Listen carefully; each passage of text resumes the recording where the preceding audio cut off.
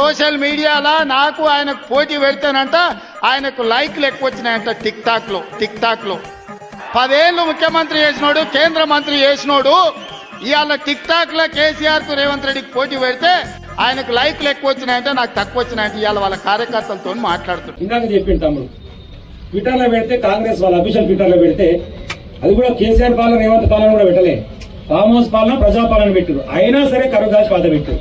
దాన్ని నేను మీడియా మాట్లాడుకుంటాడు ఆ టిక్ టాక్ ఏదో పెట్టినంటే అంటాడు. కానీ టిక్ టాక్ ఏదో తెలియదు, ట్విట్టర్ ఏదో తెలియదు. టిక్ టాక్ బ్యాన్ చేసి ఎన్నో అయితే కూడా తెలియదు. మన భారతదేశం టిక్ టాక్ బ్యాన్ చేసింది. ఆ టిక్ టాక్ ఏదో పెట్టినంట దాన్ని చెప్పుకొని ముడుతున్నాడు కేసీఆర్ అని మాట్లాడతాడు. ఈ చదువురాని దద్దమ్మ. మొన్న మాట్లాడుకునేమో శ్రీశైలం తెలంగాణ ఉందని మాట్లాడతాడు. వికారాబాద్ లో టీబీ హాస్పిటల్ ఉంటేమో లెప్రసీ హాస్పిటల్ ఉందని మాట్లాడతాడు. అయితే భాష సరిగా లేదని చెప్పేసి ఇందులోకి నేను అనుకున్నా. కానీ అసలు ఆయన దగ్గర పరిజ్ఞానం లేదు, భావం లేదు, తెలివి లేదు. భాష సరిగ్గా ఉండని అసలు పరిజ్ఞానం లేకపోవడం వల్ల దాన్ని కప్పిపుస్తానికి ఇష్టం వచ్చినట్టు మాట్లాడుతున్నాడు.